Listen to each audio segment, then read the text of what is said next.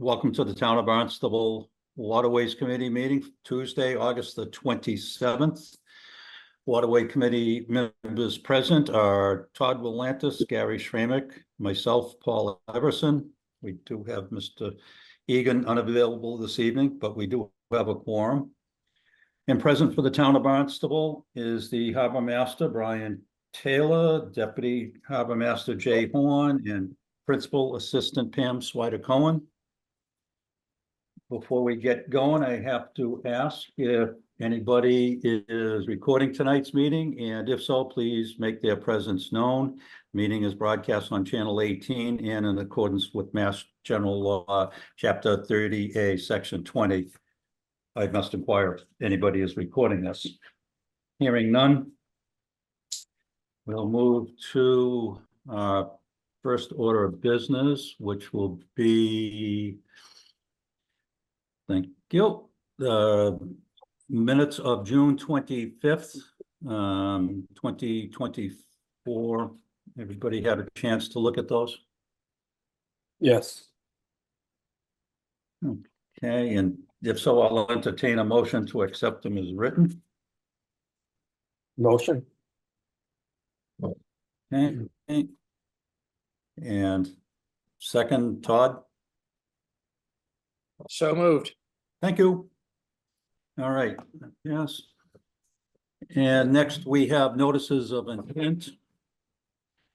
Town of Barnstable, Griffin Bowdoin, 180 Ocean Street, Hyannis, map 326, parcel 68. The town is proposing to repair the existing 680 linear foot steel bulkhead located on Hyannis Harbor in Barnstable, Mass. The proposed repairs include the installation of a steel plate to repair areas of severe section loss, the relocating of steel sheeting to 6 inches below the mean low water line, and installation of anodes to extend the service life and slow the corrosion rate of the existing Bismore Park bulkhead.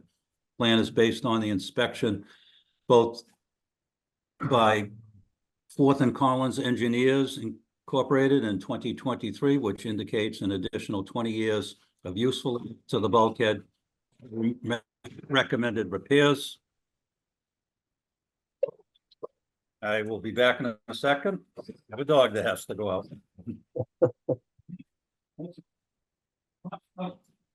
Hi, I'm Ben Foley from Forth here on behalf of the town of Barnstable.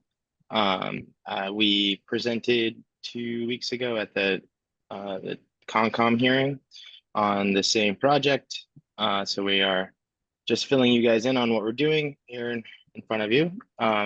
So is there any way I can share my screen just to show the site and the project plans and what we're anticipating on doing, or? I can make you a co-host, sure, Ben. Okay.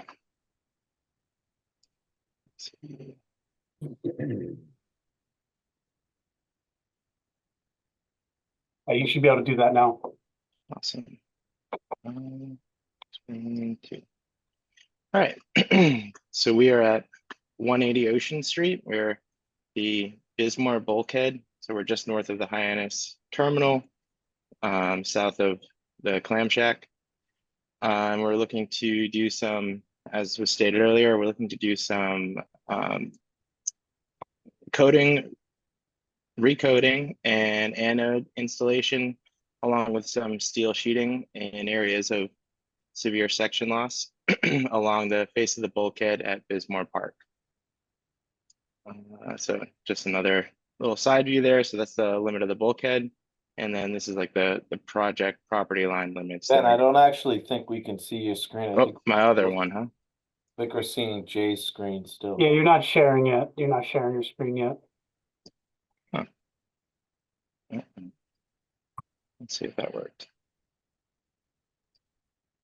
How did that go? All right, there we go. Yep. So I was just sharing where we were. So this is the Bismore Park, just north of Hyannis, the Highline Cruise Terminal, and then the clam shack just north. So I'll go back to this. So this is just showing the project limits. They have like the commercial area over here and the pedestrian voters over here. Like they said earlier, in 2018, 2022, and 2023, there were several rounds of inspections done by both Foth and Collins. And the Collins report, they performed ultrasonic thickness readings that showed areas of section loss greater than 0.125 inches, or an eighth of an inch. And that report basically noted that these areas should be repaired to extend the service life to an additional 20 years. So this is the type of corrosion that they're seeing, some pitting and some coating loss. And yeah, so then here is just the site plan, kind of just showing the area. So we have the contractor, we permitted having some access for them up top to be able to move like a boom crane around, or just to move the anodes up and down to be able to install those and equipment on the land side. And we're anticipating they'll likely do the work from a workboat, like a small workboat. I don't think they'll be bringing in a barge at all. And we also have a condition that the contractor will be submitting their work plan to the Conservation Commission to confirm if a debris boom will be required. And that'll just be during when they're removing the old epoxy coating and recoating with the new epoxy coating and installing the anodes and the welding. So yeah, this is kind of what we had for our areas. So the purple color up top shows some out of water epoxy coating, and then the pink is our splash zone epoxy recoating area. And then we have 61 anodes that will be installed underwater by divers. And they're just to be welded on, and they're like a sacrificial anode to slow the corrosion rate.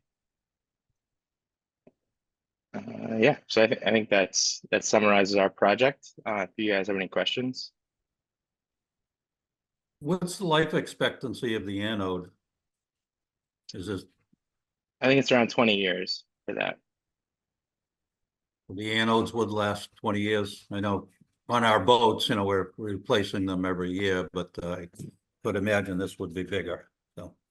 Yeah, they I believe they're 6-inch by 6-inch by 36-inch. So they're quite large. Okay. And I've seen them before, they're like the size of parking curbs. yeah. And we have we had an anode sub-consultant come in and design the anodes to have that reach that service life that we're looking for. So these were designed by a corrosion engineer, and we just followed suit. So what we have shown on the plan is what he designed. And how far recessed in are they? So we have our plans put together so they're on the inside of the bellies. So they'll be they won't be past the fender line there, or the bulkhead line, the face of the bulkheads. Okay, and the time of work this would be done, and what's the extent of the time frame that the work would involve? Yeah, so I know I have an actual time in here, but I believe we have a November, December start date, and I think we gave them 6 weeks to finish the work. Okay. How are they removing the old epoxy? So they'll use a steel wire, like a steel wire brush with a vacuum system to Okay. collect that particulate. Oh, I was curious about the particular. Okay. Yeah.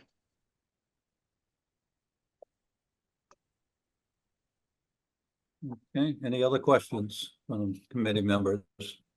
Is weather a huge contingent? I think with storm conditions, yes. but they'll be working underwater for most of it with the dive teams. The epoxy can dry underwater, like the splash zone epoxy, and then the other epoxy, as long as it is relatively calm, it will dry above water. It's just a longer lead time and a longer dry time for the epoxy, but other than that, they can do it in 20-degree weather if they have to.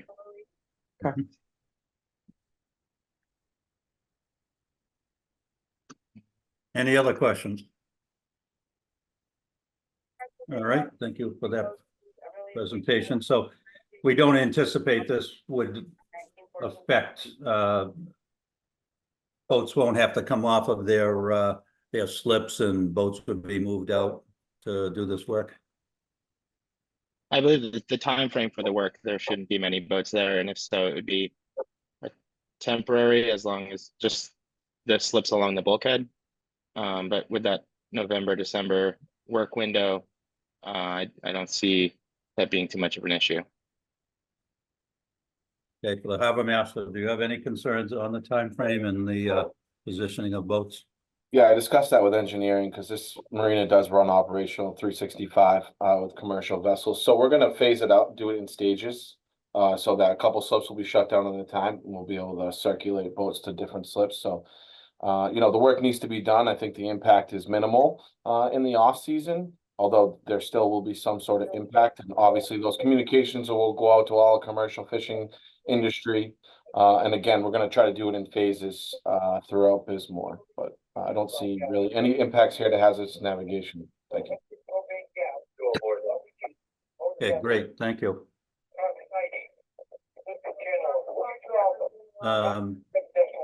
Do you need a vote on this, Brian? Do I need to? Yeah, do we need a vote on this? This is just an informational. I mean, I would say you're welcome to vote on it. It has already gone to the Conservation Commission, but I think by formality, you should vote on it, yes. Okay, fine. So for the committee members, all in favor of this proposal, signify by saying aye. Aye. Aye, okay, unanimous. Thank you very much. Thank you. Next, thank you, sir. Thanks, Benjamin. Next, we have Anthony Pelletier, 1994 Trust, 18 Nelberth Terrace, Hyannis, map 325/091. Applicant proposes to reconstruct a licensed jetty revetment boat ramp platform on the revetment with native plantings to replace dilapidated concrete areas that extend 100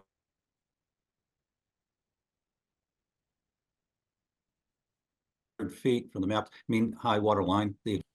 A new NOI in Chapter 91 license is being requested. The elevation of the groin will be raised up 3 feet. The concrete walkway down to the groin will be replaced with a new wood walkway and platform to service the floats via the existing ramp. The revetment needs to be reworked. The size of the platform is being reduced, and the piles will be replaced that hold up the platform. Equipment for the project will be a small barge with a crane. An impact or vibratory hammer will be utilized to drive the piles and do all the rock work. Project may be rebuilt from land with a larger excavator that will access the property from the north side of the house. Barge will be used as high tide so as not to ground out at low tide. Do we have somebody representing this project? Jay, what can you tell us about it? Yeah, this property is located just south of Fish Hills and just north of Lewis Bay and the Hyannis Yacht Club. It's right on the point here.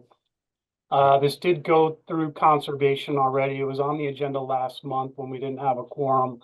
It was approved. I looked over the plans. They're not changing the footprint of the dock whatsoever. The dock's going to remain within the same footprint.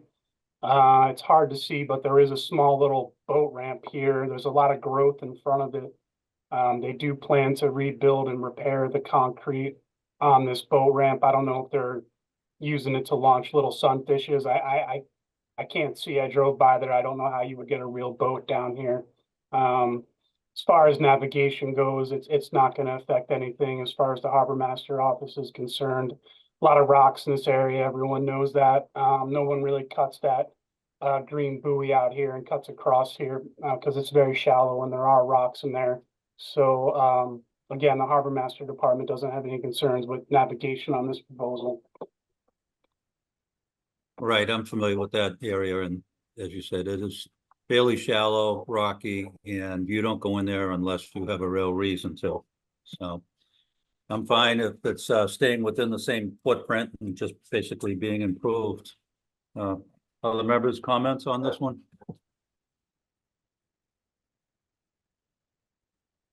I'm okay with it if it's remaining within the footprint, and obviously it's off the beaten path, if you will, so.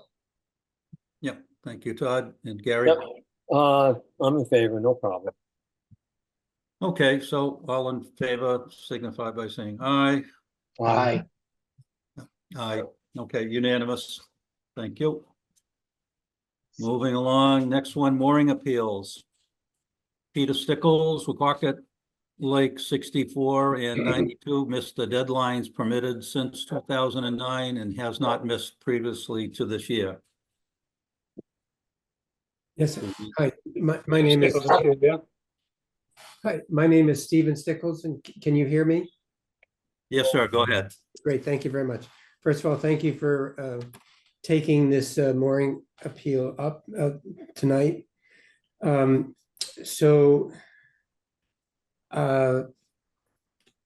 brother lives in California and is a rancher, and so he was he was filling out the forms online and so forth, and we had a very hard time. I ended up spending an hour remoting into his machine. We had a very hard time getting the documents to be accepted. I don't know why. And in some cases, I converted PDFs to a JPEG, and that seemed to work. But we spent a tremendous amount of time trying to submit this. I think that my brother, I do remember my brother mentioning to me the fact that it said 0 due led him to believe that he had already paid for the mooring. And so, so when I discovered at the beginning of July that we didn't have his mooring stickers, I went down to the mooring office and was told that he hadn't successfully completed the application. But since the account had been frozen, the person I was talking to wasn't able to tell me like where we went wrong. So I would like the committee to understand that we take the process of applying and meeting the requirements to maintain our moorings seriously. I believe we had some misunderstanding, or since I haven't been able to verify this, maybe one of the documents that we struggled to get uploaded is the issue. I don't really know, but I'm fairly, I support computers around the country. I'm fairly computer adept, and I couldn't get it to work the way that I was expecting. You know, we all deal with sites where you have to upload a picture or upload a document. For some reason, we were struggling. So Okay. it seems to me that somehow we didn't do what we were supposed to do, and we weren't really aware of the issue until the summer had come upon us. All right, we see that you've been longstanding permitted since 2009, and prior to this, you have not missed. So it's the policy of this committee, unwritten policy, but what we've been doing is we will take a first time miss and we will accept your explanation and we will vote to reinstate you.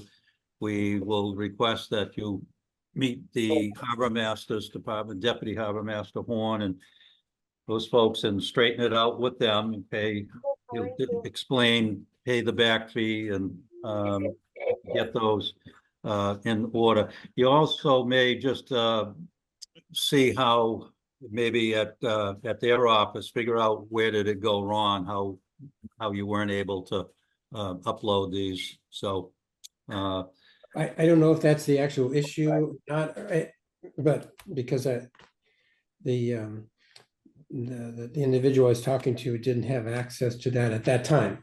But I have to say, I've worked with Pam for, I don't know, forever. She's always been really great. We've always been able to resolve whatever issues might pop up. And I have to admit that clearly we didn't succeed this year, and I'm going to try to figure out what I can do to make sure we don't put ourselves in this situation again. okay. Are we all in favor of reinstating Mr. Stickles' 2 moorings on Pocket Lake? I am. Yes. Okay, sir. So it's approved. What you need to do is get in touch with Deputy Harbor Master Horn and like I say, square away the paperwork and any fees with them. And so we just request that you get that, a full understanding on how this process is, and that we don't have to see you back here again. I will, that's a mutual appreciation. Okay, sir. Thank you, and thanks for attending tonight's meeting. Very good, thank you. All right. Old business, mooring regulations.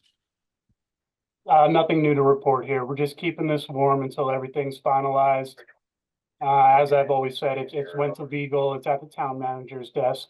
And hopefully we'll have a change before renewal season. That's my hope. Okay. Marina fees. We're going to continue the conversation and follow up with a workshop, proposed marina fees. Jay, can you give me access? I guess so.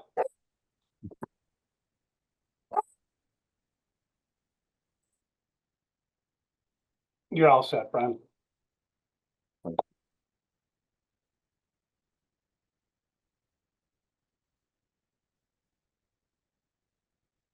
Good evening, Brad Taylor, Harbor Master for the town of Barnstable. This is going to be a follow-up from the meeting we had, which was a workshop on the marina fees. We had quite a turnout. I know, Mr. Willentis, you weren't there, but we did have quite a turnout of individuals. Pam, what do we have, about 28 people total that showed up? 25 to 28, right? Yep, right about that. Yeah, so a good turnout. I appreciate everyone coming out. So I think what we need to do is go over a little bit of what the Marina Enterprise account currently does. So we had a lot of comments in regards to staffing and when we're available and when we're not. Currently, our staffing hours are from 10 a.m. to 10:30 p.m. Not all locations are the same. We have rotating security shifts at all marinas. Right now, it rotates. I'm not going to go through exactly the days to make it public information, but we have 3 to 4 days a week. We have a night security officer that goes from marina to marina, checking the facilities until 10:30 at night. Dockmaster staff on location. Currently, we have 2 shifts at Bismore, 1 shift at Prince Cove, and 1 shift at Barnstable Harbor. But again, we do have night security and other full-time staff that stays on until 10:30, and then night security that stays on until 10:30. We have a marina maintenance program with marina maintenance personnel. We have harbor ramp attendants at our facilities. New one just started at Prince Cove. We have a new marina supervisor position, and then a new assistant harbor master that started about 2 years ago. So we do have some fairly new staff that started from the Marina Enterprise Program. All of our full-time staff are paid out of the Marina Enterprise Program, some more than others, but all are paid out of the Marina Enterprise Program. What was operations? So where did we come from since, really I took over from being a harbor master? Well, we had staff from 8 to 4:30, with the exception of Bismore, which started from 6 a.m. in the morning to 10 o'clock at night. We had no security at Prince Cove or Barnstable Harbor. We had 3 full-time officers, 1 harbor master, 2 assistants, and one of those was permanent part-time. We had paper contracts. We were doing some maintenance, de-decking docks. We had Excel billing, no resale merchandise, and no Wi-Fi at our facilities. Marina Enterprise since 2020. We received $1 million economic seaport development grant. We just had the NOI for Bismarck Park Marina, which is redoing the bulkhead facility. About $1.2 million to redo that project. $1 million of that is coming from the economic seaport development. We replaced hoist for Barnstable Harbor. Replaced 150,000 in docks and hardware in Barnstable Harbor. 200,000 over the past 5 years. That's important to note. I mean, just in the past 3 years, we've dumped $150,000 into rebuilding docks and putting new hardware in at Barnstable Harbor. I don't think many people know that. We build our docks internally. We build them in-house. That way we meet them to the specifications that we want, as well as it's more affordable to do so. We did go out to a subcontractor to find out, a few actually, to find out what the cost would be. And we decided it was better to do in-house. So we rebuild the docks in-house. And like I said, $150,000 in the last 3 years in Barnstable Harbor. We replaced a $10,000 gangway in Barnstable Harbor, wider access. It's a wider gangway. It's near the offload zone, which is open to the public. The offload zone allows individuals to come in, drop people off, access the marina at all times. We don't stop access there. We allow the public to use it, load and unload their vessel as well as people. We replaced that gangway in Barnstable Harbor just this past year to a wider, more stable gangway. We installed Wi-Fi at all our public marinas. More recently, Prince Cove and Barnstable Harbor. Installed new cameras for the harbor master to monitor. I have cameras now on A, B, and C dock. They're not available to the public. They're only available to myself to monitor. We replaced guardrails along the Barnstable Harbor bulkhead. Installed lighting at Gateway Marina along the gangways. Redecked 6 mains at Gateway Marina. Improved staff, office, shed facilities, windows, electrical, computers, printers.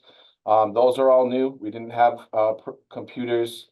The only place we had computers was Bismore. We did computers and new windows at Barnstable Harbor. Same thing at Prince Cove. We put a computer in there. We actually use a tablet there, but they also have a printer. Improved Prince Cove bathroom facilities. I think Jay can remember this. We put a new toilet in. Jay went in there and tiled the existing bathroom. We installed a hot water heater. We painted Prince Cove Marina shed building, Barnstable Harbor shed, Barnstable Harbor pump out station, resurfaced rock parking lot, Prince Cove Marina. Conducted dock improvements and repairs at Bismore Park. Just in the last 4 fiscal years, we've dumped $69,575, and those are from contractors. Jay and I have done some work as well, and that number does not count for this. But, you know, just over $70,000 in dock repairs at Bismore Park Marina. We dredged Bismore Park Marina A and B dock this past winter. We installed a new dumpster enclosure in Barnstable Harbor, replaced Barnstable Harbor pump out system, fully replaced it through the state of Massachusetts Clean Vessel Act grant. We fully replaced the pump out system.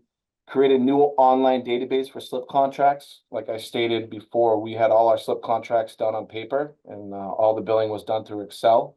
We contracted out with a software company and created a new database for all our slip contracts, as well as mooring permits and other various items at Marine Environmental Affairs. We also contracted with DOCWA for transient dockage at Bismore Park Marina and Gateway Marina.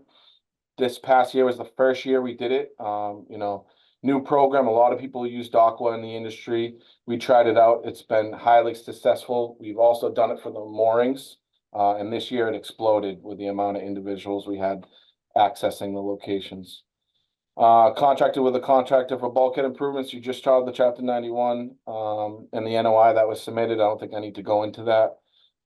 Contracted with a contractor to do design and permitting for Bismore Park Marina. Prince Cove Marina, we have current projects, that I'll discuss further details with CIP. We also implemented, standardization of safety gear across all our marinas with first aid kits, AEDs, stop the bleed kits. And, you know, there's a cost that goes into that, but we standardize it across the board to all our marinas. We also worked with the Commonwealth of Massachusetts to get a COMARES grant to replace radios for personnel and facilities. We upgraded some of our 800 radios, which monitor police traffic, as well as our UHF, which is our internal communication radio we have. Future projects and capital improvements, we have the Bismarck Park Marina bulkhead, which we just talked about, Bismarck Park Marina fixed piers, Bismarck Park Marina redesign, which includes the fixed piers, a Gateway Marina redesign, Prince Cove slip improvements and expansion. We've talked a little bit about that the last workshop. Prince Cove Marina building improvements, Prince Cove Marina parking lot improvements, Barnstable Harbor revetment, Barnstable Harbor bulkhead repairs and improvements, facility improvements, Barnstable Harbor dock replacements, Barnstable Harbor gangway replacements, and we're currently in the process of getting a contractor for all our maritime security cameras. They're all serviced in-house through our RT department at this time, but due to the age of some of those cameras, and the amount of attention they need, we're inquiring about going out to a contractor. Improvements to operations. So what we have discussed is increased staffing after hours at Prince Cove and Barnstable Harbor 7 days a week, keypad codes for bathroom facilities for 24/7 access, camera company contract, which I just discussed, and a dispatch on Saturday and Sunday after hours at our facility, which would be through administration. Those are just some of the improvements that we've discussed in-house. Implementation funding. Some of these things require extra money. The process to implementation is, you know, planning, going to budgets, the impact on budgets, impact on revenue, first expenses, planning operations and projects, process to implementation of capital improvement projects. A lot of these capital improvement projects have design first, then construction, some contingencies. So there's a lot of steps to it. And then support for costs. I think we talked about this at the workshop as well. Someone mentioned Situate has, you know, $500,000 in reserves. Well, we have $1.4 million in reserves. We put the money in our reserves. We like to keep 1 year of operating funds in our reserves, just in case you have an issue that comes up. You have a hurricane, you have a bulkhead that collapses, which we had in Barnstable Harbor, you know, a number of years ago. We like to keep about 1 year of operating budget in our reserves. We do have 1.4 million. Some of that extra money that we have right now will go towards some of these capital improvement projects. And then understanding financial impacts to funding, who contributes to what, and I'm going to discuss that a little bit moving forward. So here's the revenue that comes in through all our different programs. Marina Operations Program has a number of different, you know, revenue line items that comes in through. We have transient dockage at all our marinas. We have vending machines. We have parking. We now have merchandise. So there's various stages of revenue that come into the Marina program. And as you can see here, since 2020, we've grown the Marina Enterprise Program as far as modifying operations, you know, really putting the right people in the right places to get the most money for transient dockage, to manage the programs effectively with the limited amount of space we have, as well as officially utilizing our spaces that we have. We've moved slips around, we've moved permanent slip holders around to try to really make sure we're filling people from the wait list and utilizing the space that we have. Any questions before I continue along? No, go ahead. So what people said, I mean, the three big things here, and I think Mr. Egan and Mr. Sherman brought it up at the last workshop, was access, security, and what are we paying for? People want to know, what are we paying for? So with access is not the same in every location. It's limited, restricted, depends on the size, depends on the beam. Sometimes it depends on what water is available or if there's a bulkhead next to your vessel. So not all slips are the same. Charges are not consistent with all town marinas. We know that. Security, How do we compare security to other town marinas? Do we need to increase security? Like I said, there's a cost associated with that. Do we need to get better camera coverage? We're currently looking at that, but then there's a cost associated with contracting out. There's a cost associated with getting new cameras. And then what are people paying for? So capital improvement projects, staffing, expenses, debt services. I'm gonna go a little bit more in detail with those here shortly. We can't depend on grants. Everyone talks about grants and, we really can't depend on that. It's not something that's always gonna be there. Of course, should we apply for every grant we can? Yes, but it's not something we can depend on. And then there's a cost with running 4 different marinas in 3 different locations throughout the town. A lot of the examples that we have with other municipalities, excluding Yarmouth, would be facilities that have one location. They're monitoring one area. They have one bulkhead. They have one riprap. They have multiple docks in that facility, but it's not multiple locations throughout a town with multiple facilities. Again, let's go into comparing marinas. So the town of Barnstable has 4 marinas, all with different amenities. However, all are under one enterprise account. Comparing marinas to other towns. We have 4 facilities to maintain, which includes bulkheads, fixed piers, docks, gangways, ripraps, facilities, parking, dredging. This is not one marina with access to one facility or one property.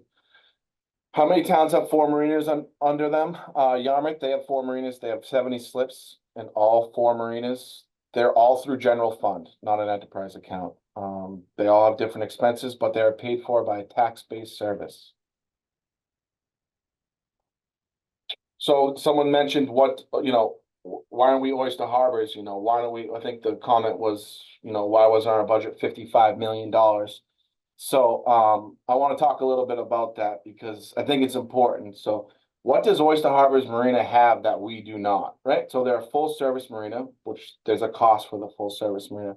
They have bathroom facilities, they have shower facilities, which not all our marinas have. They have a fuel dock, they have boat sales, they have different dock conditions in different locations. They have different access points in different locations. Their cost is $420 to $487 a foot. They all have wet slip access, different slips all throughout the marina. They charge close to the same rate across the board. And again, the access is different depending on which slip you have. But at the end of the day, they have the same access to the same watershed facilities as we do. Or shall I say waterways that we do. What slip holders asked, their comments were new fees were too high that are being proposed. They talked about increasing by a percentage. And I just want to give you an example of why we're trying to get away from the percentage increases. So if you have a 3% increase on some of the slips we have right now, so let's take the flat fee. For example, which is $2,607. A 3% increase for that individual would be $78.21. That same 3% increase for someone on the other side of the harbor that gets charged $171 a foot is $125. So you may have the same boat on both sides, a 21-foot boat on both sides. If we do a 3% increase on one side of the harbor that has a flat rate fee, that cost is going to be different than someone else in a different slip. And again, I think that's why we're here, and that's why we're talking about the fees, because over time, and as other harbor masters or marina managers have come in here and done percentage increase, you have this discrepancy across the board, and you also have the fees widening out even more so, because a 3% increase is not the same for everybody. Access is different due to the slip location. No access to electricity at some locations, although we also charge for that service. That's not our service we give. You may have access to it, but you're going to get a charge for it. Some slips are limited by tides, especially slips that are along bulkheads that haven't been dredged in a while. They talked a little bit about the riprap, and the water that moves through the bridge at Millway. They're limited by tides. When the tide's ripping in and ripping out, there's different access there. Slips not able to have larger vessels That's why they have flat rate charges. And then we had the comment of, 2 17-foot balls from Wales could not fit in the seats. Okay. So here are some images of slips and their access. So you have slip 55, which is down at the Millway section. Here's an example, as well as slip 50, which is down near the bulkhead, which pays a flat rate fee of $26.07. And then you have slip 11, which is across the way, which pays $171 a foot. And then the small craft section. I just kind of wanted to give an overview. Hopefully this video works that I have. So everyone can get a bird's eye view. This video was taken probably 5 or 6 years ago though. So it does not portray some of the dock improvements or new docks that we put in.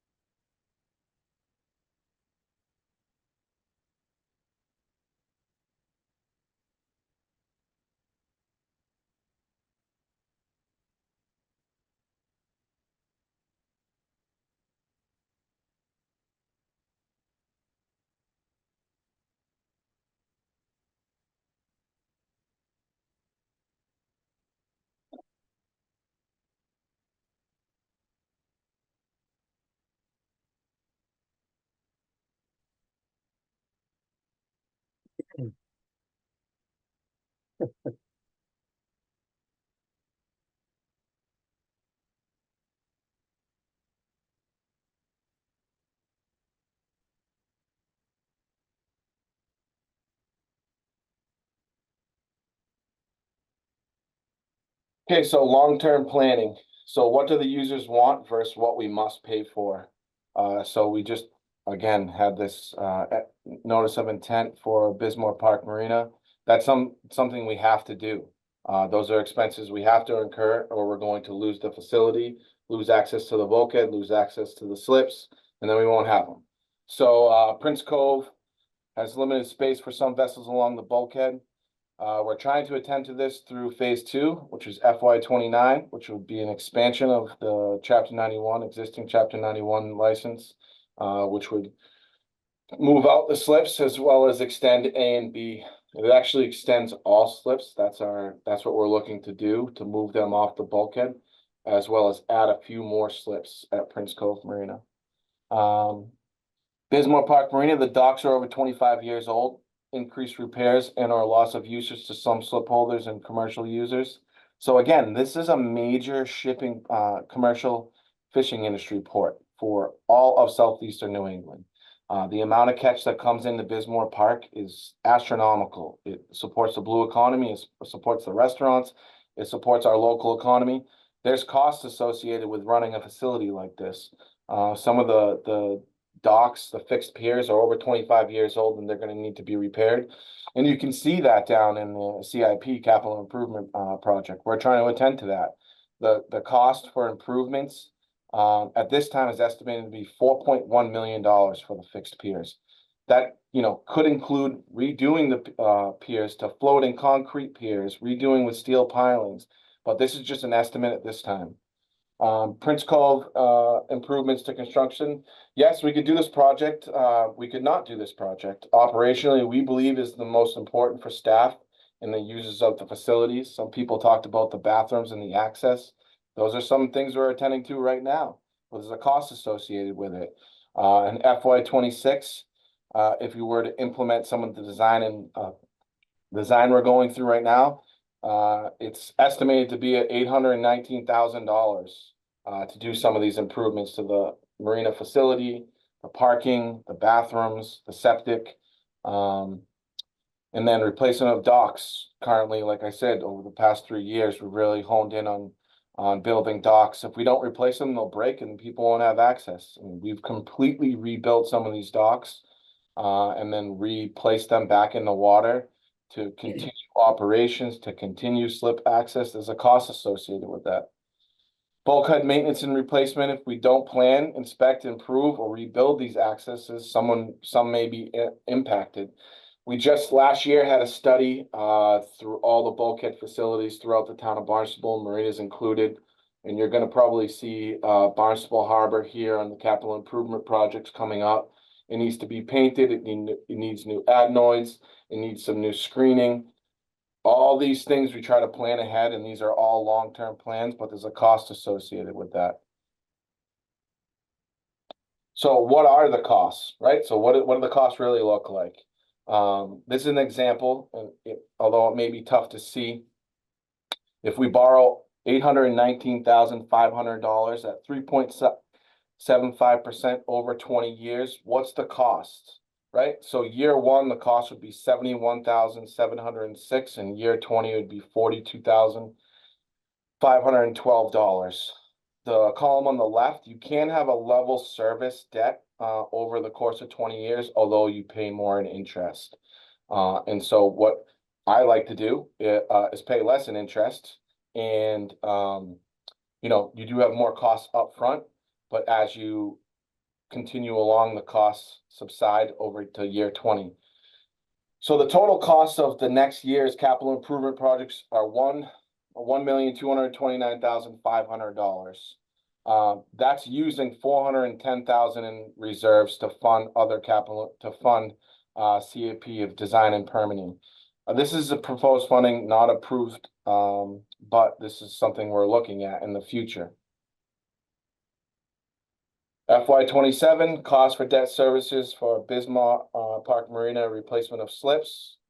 Again, we would be borrowing approximately $4.1 million.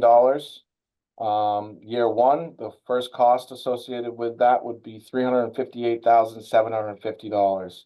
Year 20 would be $212,688. Some grants could help offset this. Like I said, we did get the Seaport Economic Development Grant. Let's say we got that again for $1 million. We're still borrowing around $3 million. And then we didn't even include the $930,000 for for Barnstable Harbor Marina revetment project, which is close to an additional $1 million. FY27's $5 million, just over $5 million. So again, grants can help offset some of these costs, but they're not guaranteed. Right now, what are we paying for? We have outstanding debt as of June 30th, 2023 was just shy of $1.4 million. What are we paying for right now? Like I showed you, there's 20-year costs for some of these bonds. We're still paying for Gateway dredging, Prince Cove Marina bulkhead, Gateway Marina dredging, other marina bulkhead repairs. We have 2 phases of that. Like I said, Barnstable Harbor had some issues. And then Bismarck Park Marina design. Short-term planning to modify operations. We may require additional funding, things for funding for staff, utilities, unemployment, and uniforms. We talked about access issues. Someone brought up the steepness of the ramp and the millway section of Barnstable Harbor. Just that one modification would include a capital improvement project. We'd have to, you know, really relocate that deck to bring that ramp back. I'm not sure the cost associated with that, but it's something that we've been discussing and potentially something that you'll see in a capital improvement project. Access slip issues. Should we adjust slip limits so you don't allow boats to be close to each other? You know, really restricting the size vessels that go in certain slips. A lot of people talked about not being able to have 2 17-foot boats next to each other. Do we start restricting some of the access so we can only have certain boats, and every slip has a certain amount of room between vessels, or every slip has a certain amount of room between them and their bulkhead?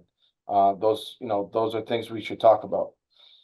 But with short-term planning and funding for staff and utilities, you know, modifying people's schedules, getting more security officers, better coverage with cameras, all those things include, you know, extra money in the budget. So what are we paying right now? We're paying $614,000 in operating expenses. We're paying $212,000 in debt services, $44,000 for employee benefits, and then we pay just shy of $9,000 for insurance, totaling just shy of $900,000 for the expenditures. And as we are a levelly funded budget, so our revenues meet what our expenditures are. So, you know, through all the comments we received at the last workshop, I wanted to have different options I could present to Waterways to help offset some of the increases in fees. One option is a 4-year plan, which would be a smaller increase over 4 years. It would still be the flat rate fee of $190. But we would increase slowly but surely over time. And so Come on. individuals would see an increase over 4 years. Sorry, let me just turn this down. That example would be Barnstable Harbor. Currently, they're paying a flat fee of $2,607. They have a minimum of 25 feet. So currently they're paying $104.28 per foot cost. You know, if we take the 190, we subtract $104.29 a foot, we would get $85.72 a year increase over 4 years. Excuse me, sorry. We would get a 21.43 foot per year increase over 4 years. So for example, that slip 53, which currently has a minimum of 2607, they would pay $3,142.75 this year, and then their cost would increase by $21.43 a foot per year. I won't go too much into the other examples. I just wanted to list them of what they would look like.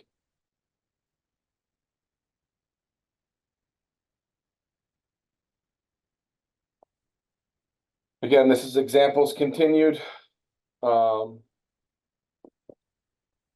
I won't go through each and every one of them, but that's bringing everyone to the $190 a foot and then spreading that cost over 4 years.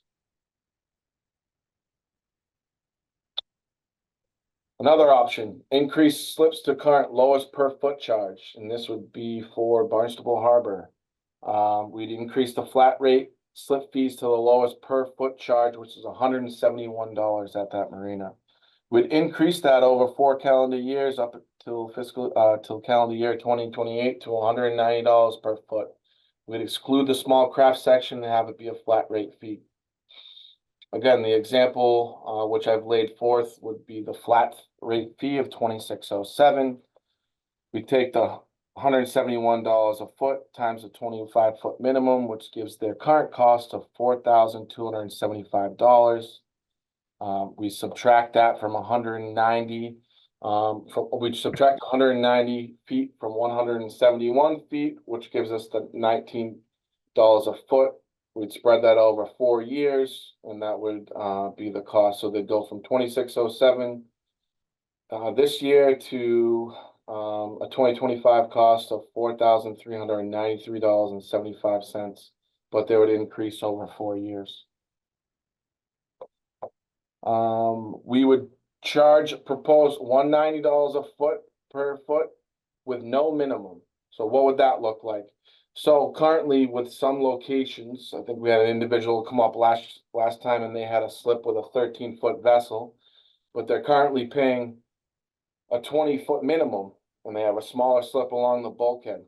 They're currently paying $3,545. Well, if we didn't charge a minimum, we just charge per foot of the $190, they would be paying $2,470. Although some people that were in other locations like Barnstable Harbor, they're paying a flat fee of $2,607. You know, their fee would increase, but it would be by the size vessel that they have, and that would be $3,971. So it takes out the minimum. Basically, you pay for what you put in the slip. Problems with that are, as the budget is not as easy to track because people have changes of vessels, and it may be difficult to budget for that, more difficult to budget for that than what we already have. Another option would redo the current fee proposal, convert to a per foot charge across the board, charge different fees in the same marina, charge different fees at different marinas, include minimums. This will offset different slips in the accessibility like power and larger vessels and slips. This is just an example. This is not something I'm proposing. But we could spread it out like we currently do. different slips, pay different fees, but we convert them to a per foot charge. And then when we increase the fees, yes, there's different increases, 3% would be different than someone that pays $175. But as slip holders came out and talked about, they believe their access is different. What comes into play with this is really using more reserves to offset the budget, which could be a problem. Currently, like I said, we would probably go in next year using about $410,000 in our reserves to fund some of the projects we have. And so it would cut our reserves rather quickly because we wouldn't get enough revenue. We talked a little bit about this, commercial fees. Right now, we don't have a fee for commercial users for slip contracts. We do have a commercial fee for transient dockage for commercial users. We do also have off-season dockage for commercial users, but nothing for slip contract holders. We really like to support the local blue economy. I think it's important to have a lot of these small businesses that come in and run charter fishing vessels throughout their slips. I really think it's important to keep that industry. And so the commercial fee conversation, I think, is more, we need to take a look at the regulations first to support and create new regulations that promote commercial fishing industry, specifically for Barnstable Harbor. Right now, if I was to fill someone from that wait list, I'm going to take someone that's on the wait list, and potentially, if you have a charter fishing vessel there that runs a small business at as a charter fishing boat, I'm going to take someone from the wait list. They may be a recreational user, and I'm going to completely remove that person and that type of industry from Barnstable Harbor. So I think we need to pay attention to this, and I think that potentially in the future we need to modify the regulations to allow for some of this at each one of our marinas. As far as commercial fees, I like our fee structure for transient dockage and off-season dockage. I'm not sure I want to add another section for commercial users for permanent slip holders. Updated fee proposal. So really I want to know, what does the waterway committees want to look at? What do they want to see versus what was submitted? We know what was submitted. I gave you some other options. What are we looking to do? These costs are real for future projects. I need to plan ahead for them, but I'd like the Waterways Committee, buy-in. I gave a couple options. I'd like to come back to the board in September and make a final fee proposal. From there, it would be submitted to the town manager in October. There is still a fee schedule hearing with the town manager's office, but I really want to iron some of these things out before we get to that point. So I'd just like to see what the Waterways Committee has to say. I'm available for any questions.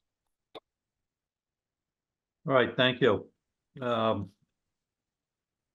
over some of my notes from our workshop, some of the big takeaways that I had, what people were talking about, number one is parity. They want to see some of the slips that, for instance, the 13 whaler at Prince Cove that, sits in the mud or sits in very low water, is getting charged, the minimum. I certainly have a feeling in that much the same as Barnstable Harbor has the small boat area, maybe it's hard to tie up larger slips with smaller boats unless somebody wants to pay the freight, but just looking towards that parity. Are there some spots that are basically unusable with the exception of something small like a 13 whaler and that could be utilized there? You hit on a few of the other topics that people were talking about, percentage increase rather than just like a large jump in a fee. I think your approach to maybe some of the marinas, like Barnstable Harbor, your example, Brian, of the 24-foot boat on one side paying drastically different than the 24-footer on the other one, that goes to that parity try to get everybody back on an equal footing, and that may not necessarily be the same at all the marinas. I think maybe we should still keep an open mind as to maybe a different fee at different marinas. I don't know. Just a thought on that. And I really, hear you when you say on the grants application, everybody says, oh, let's get a grant and then we won't have to pay anymore. But as you say, grants are not guaranteed, and there's many people competing for that same grant. I was involved in a couple of those with the town prior, and they are not easy to get by any stretch. And then just your enormity of stretching everything out with all sorts of, and the marinas aren't necessarily close to each other, so you have a lot of distance that involves people, vehicles, gas, all of that stuff. So I would really support your idea of maybe, getting that parity back together, getting like slips charged in a similar fashion, even though it may be at different marinas. So those are just some of my thoughts on that.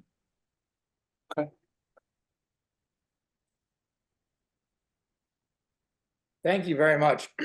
The presentation was great. I had the ability to watch the video from the meeting that I couldn't attend, and I'm sorry for that. I definitely feel that you're on the right track. I appreciate different fees for different marinas because I think different locations command different amounts. It's just locations. It's what the commercial marinas are doing right now. I don't want to create work for you by any means, but I look at, I'm very familiar with Prince Cove, and I look at the docks there, and there are some slips that are undesirable, and there's some that are very desirable. And I don't know if it's possible for you to put a linear foot rating on a slip. This slip is 13 feet. This slip can do 30 feet, and base your budget off those numbers. To me, it sounds like an enormous task to do that, but I listened to your comments and challenges about budgeting, and I respect that, because you have to know where you're going. And if there's a way that you could put a foot range on a slip, that this slip is 20 foot, this slip is 30 foot, this slip is 13 foot, and then back into your numbers to know what that marina is capable of generating, that might be an interesting approach to look at. I understand frustration of someone who has a 13-foot boat and they're at the bulkhead of Prince Cove and they're paying a 20-foot minimum. But yeah, is it fair? No, it isn't. But they're fortunate they're on the water. They could go to Oyster Harbor Marine, and nothing against them. It's a great business, but they'd have to buy their boat from them. They'd have to service their boat from them. And to your point, they'd have to pay $420 a foot. So they're really at a distinct advantage with the facilities that you're offering. But I'd like to see what numbers look like on taking slips, and I understand the enormity of the question, but I'd love to see what the numbers look like on a budget side of things and a slip expense for the consumer side, to see where that puts you, and does that put you on a favorable rate, and where could the numbers come out at that point. I agree with different rates, like we said earlier, for different marinas. There has to be an increase. I understand people aren't going to like it, but look at the world we live in. Nothing has remained the same. In fact, across the board since 2020, everything has gone up, and the percentage is massive. Looking at my notes from some of the things in your presentation, I have issue with the small craft section not going up. It's still a boat. You're still on the water. just because it's a 13-foot boat versus a 25-foot boat. I don't agree with that not getting touched. Barnstable Harbor, I am not as familiar with it. I look forward to diving into it a little bit. I don't understand the disparity between different sides of the marina, and hearing the presentations and hearing the conversations, it seems like that should be an immediate fix to benefit you, because the pricing matrix, it doesn't make a lot of sense to me, but again, I don't have the familiarity that everyone else seems to have on that. But I think you're on a great path. I love the fact that you have the reserves. I'd love to see, it looked like that debt number was a year old. I'd like to see what that current debt number looked like, because I think your debt service was somewhere around 230,000 a year. I'd like to see what, what that yearly de-escalates it, just so I have a better feeling for it. I don't know. I appreciate all the information that you're sharing, and I'm going to work pretty hard in the next month or so to try to come up with some ideas to help solve this situation myself. Thanks, Todd. Gary? Brian, you did a tremendous amount of work on this. It's appreciated. I'm really familiar with Barnstable Harbor. I really think that one, if we can get some of those areas in parity and also look at the access issues and the slip sizes, I'd be happy to walk through with you and some of your staff. I'm retired, so I have some time if you want to kind of troubleshoot some of these areas. Okay, thank you very much. Paul, I'm not sure if you want to open it up for public comment. It's entirely up to you at this time. Yeah, I see we have about a half a dozen folks, so we'll do a brief public comment. So as I see the names, I'll just start calling, and please limit your remarks to about 3 minutes. Let's start with Tim DeLong.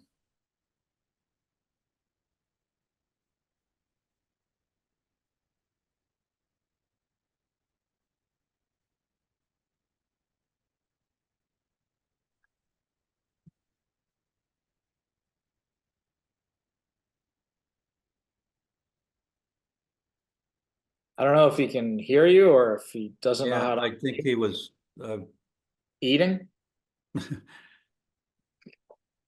so Mr. DeLong, you Mr. hear- Robinson is waving. He might be. Yeah, I see that.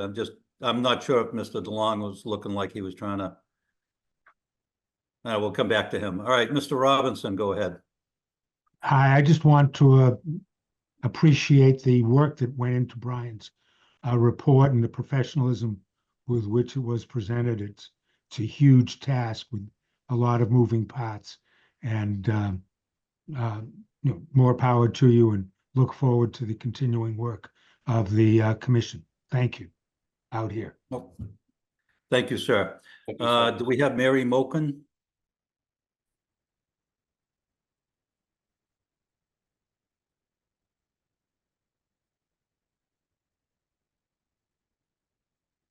Hi, Mary, if you can unmute yourself, go ahead. That's all right. I don't have any question. Oh, okay. Thank you. Thank you. Diana Cordero? This is not Diane. This is Diane's husband, but hopefully you could recognize the difference. This is Scott. Thank you, everybody, thank you, Brian. What a lot of information that was just shared. A lot of effort that goes into this, and really you got some support here with Gary and Todd to try to help you maybe think about some things differently. But I think it's great. I honestly had no idea the complexity of all that you are responsible for. So we all appreciate that. Otherwise, no comments. Thanks, everybody. All right. Thank you, sir. Tamara? No comments. I was just getting information. Thank you. Oh, thank you very much. Robert Lawton?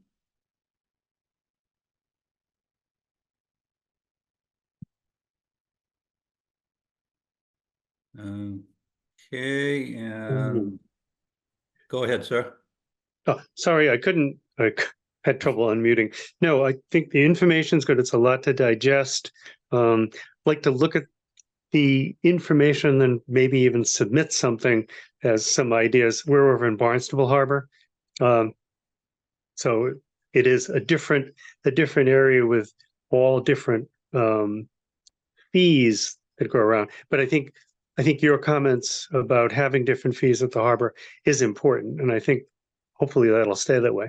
But thank you for allowing us to zoom in and gather the information. Okay, sir, thank you very much. We'll go back to Timothy DeLong. If you're ready to go.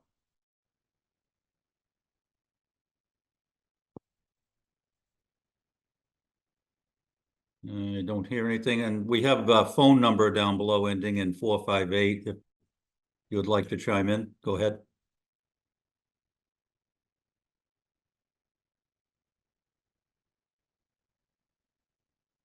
All right, don't hear anything from those folks, so we'll close out the comment on that. Thank you very much, Brian, for the presentation on that. We'll be discussing that, and again for our next meeting.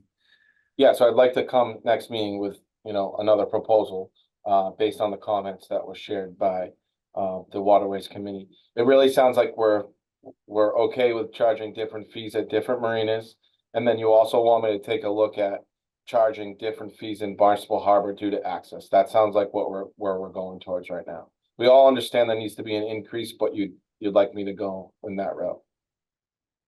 I think that's yeah, I think between the waterways, our workshop and everything else, and again, you have your eye on the prize as far as your prioritization of capital improvements and the associated costs for that, so we appreciate that. Okay, new business. Do we have any new business? And hearing none. Correspondence? No correspondence for the committee. We'll go to Harbor Master report.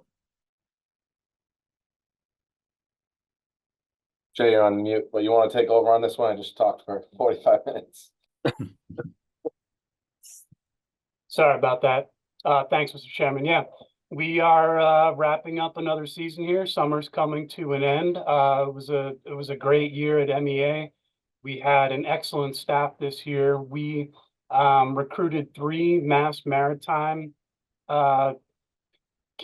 gentlemen who were working as assistant harbor masters this summer. They were doing patrols, they were responding to calls to service, helping out with the maintenance on the vessels, everything that goes on here, making sure that the boats are fueled and that we're operating at 100% capacity. We got really lucky with these young gentlemen. They worked out great. They all want to come back here next summer, so we're very excited about them.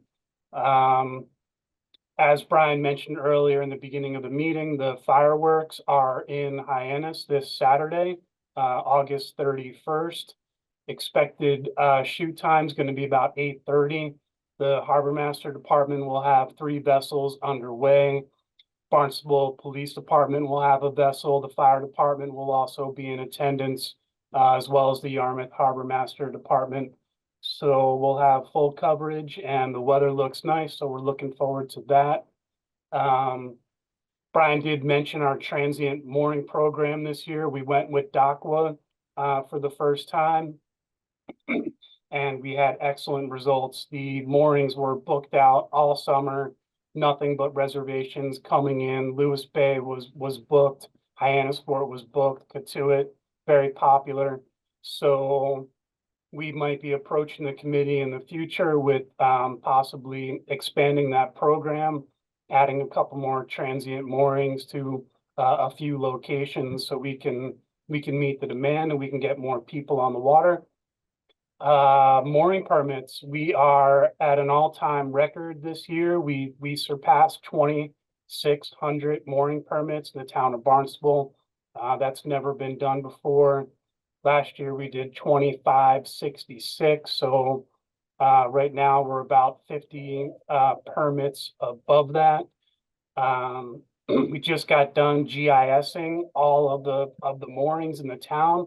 It takes us all summer. It took us 2 months to log all the locations of our mooring permits. And I use that opportunity to evaluate the fields, to look where things have moved, where people have done change of vessels, where I can squeeze in another mooring, where I can move a mooring and fit in another boat.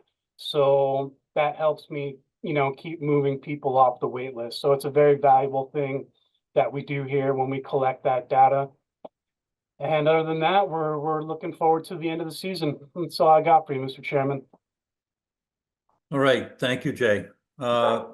Any other matters by any committee members I'd like to bring forward? If not, I'll entertain a motion to adjourn. I'll make said motion. Thank you, Todd. Thank you, Gary. All right, we'll see everybody at our next meeting, which would be on the 24th, I believe, 7 p.m. And we'll look forward to tweaking this this slip